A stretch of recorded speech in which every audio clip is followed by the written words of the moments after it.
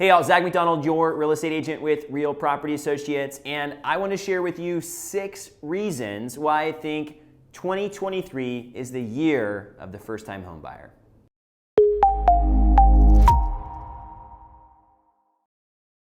I'll start this off by saying I thought 2022 was going to be the year of the first-time home buyer, and it was in some ways, but I think a lot of the push or the excitement to purchase a house here in 2022 was, number one, derailed by the competition. It was just difficult earlier in the year, and then the prices got out of control, and then all of a sudden interest rates got really high and buyers were not sure if they wanted to buy or if they could even afford to buy. Things changed. So I think 2022 was a big roller coaster up and down for home buyers, and especially people that were thinking about getting into it. It was tough to get in at the beginning, and then when the opportunities came, well, some of the second guessing started to happen. And as a result, I think a lot of the buyers that maybe thought they would buy this year or even last year that were thinking about jumping in, they haven't yet. But some of those conversations, and just from conversations I've been having, people have been starting to think about this again. We've been revisiting these topics. So I want to share with you a few reasons why I think this is a great year for people to be buying houses, way better than the past few years. I know interest rates are higher, okay? That's, I would say, the biggest negative out there right now is that interest rates are higher. So the mortgage payments are on average going to be higher than they would have been last year. But let's look at some of these other variables and weigh them against those interest rates. And I think you might agree that 2023 is going to be a much better year to buy a house than 2022 was, or maybe even 2021.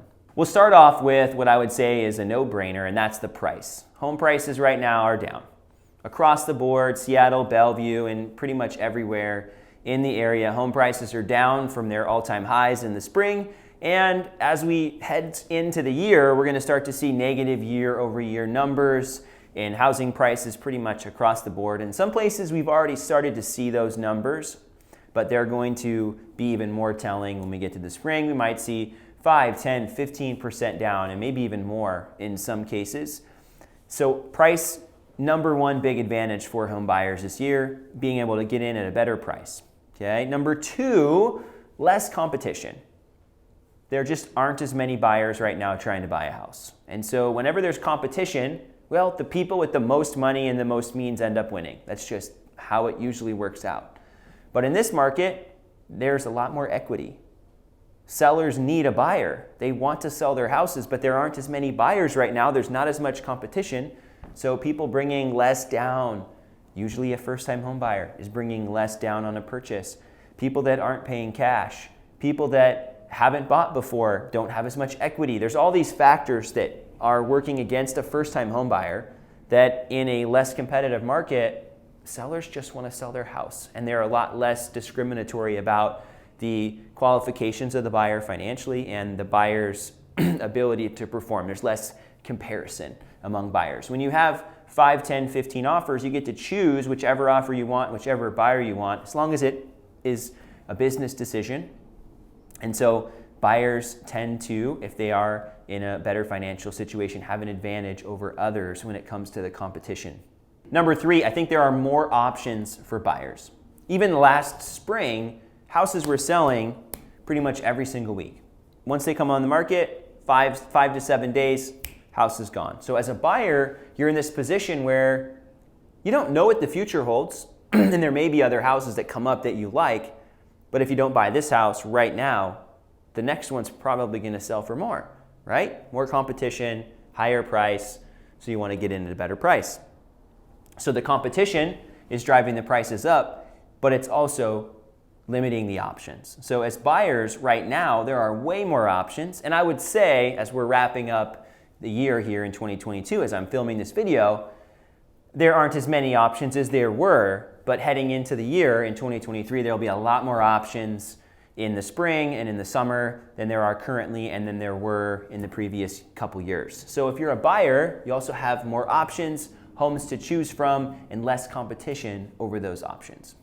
Number 4, you have less stress. Imagine the pressure, and you might have been in that situation where you walk into a house and there's another showing right before and another showing after, and you're talking and thinking about going to an open house, and you go to the open house and there's 50 people in the house. There was so much activity and houses were selling so fast, prices are going up. You're removing contingencies in the contract. We'll come back to that. You're making the terms in your contract more favorable to the seller. We'll also talk about that. There's a lot of pressure as a buyer to not only make a purchase as soon as possible, but to do all the things. Increase your price, remove contingencies, make the terms more favorable to the seller. And that's stressful. So right now in this situation, yeah, some of the really good houses in good locations are still selling fairly quickly, but a lot of times houses are sitting on the market a little bit and there's a little negotiating room, and negotiations can take a couple days, and the price might go down and the terms might be more favorable to the buyer. So a lot of the pressure and the stress that buyers were feeling over the past few years is gone.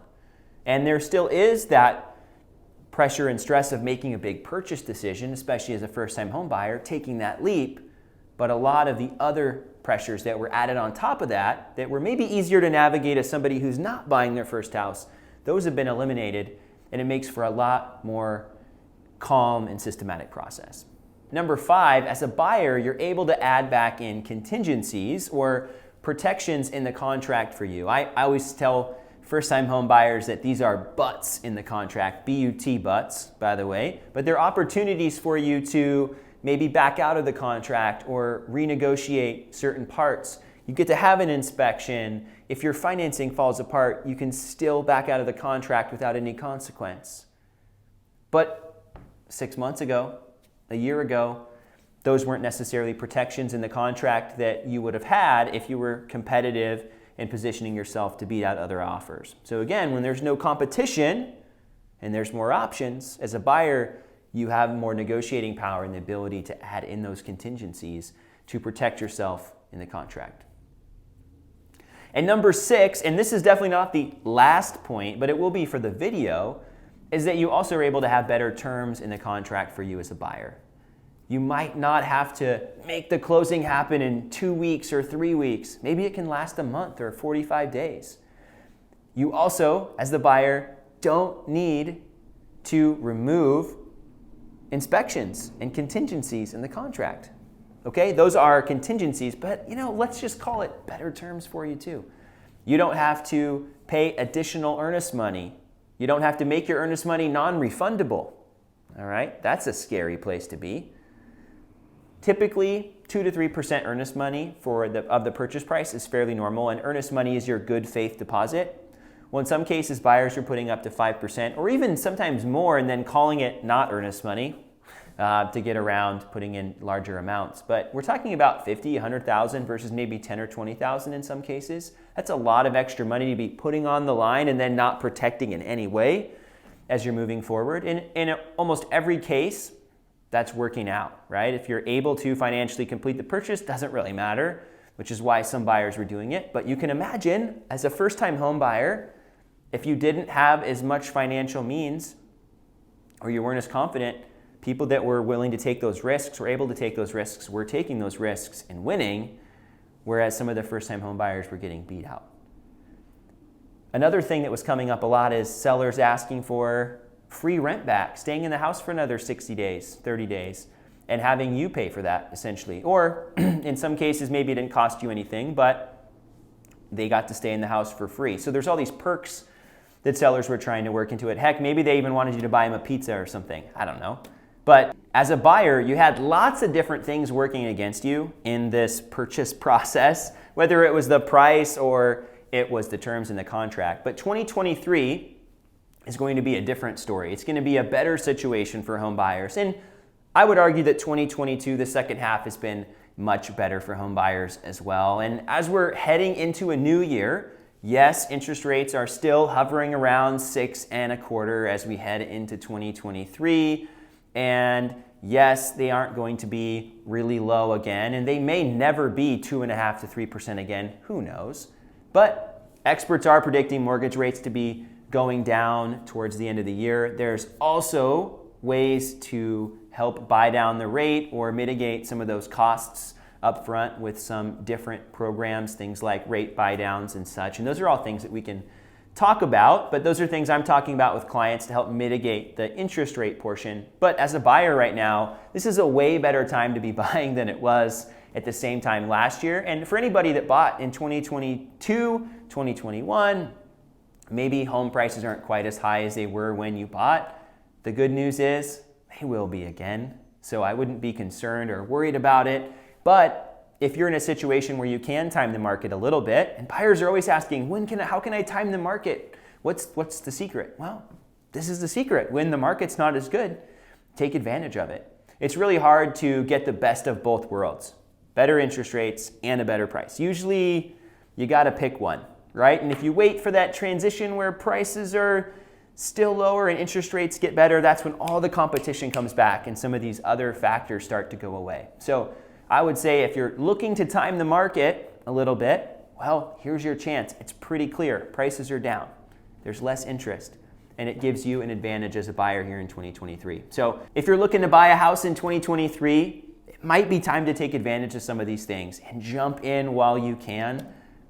Who knows? Prices might get a little bit better in the future. They might also turn around really quickly. We don't know. But what we do know is that prices are down and all of these different things are working in your favor right now as a buyer. I hope you got some value out of this video as we look at why 2023 is going to be a great year for first-time home buyers to make a home purchase. If you're in the Seattle, Bellevue area and you want to connect about buying a house, run scenarios by me, I'm happy to be a resource for you.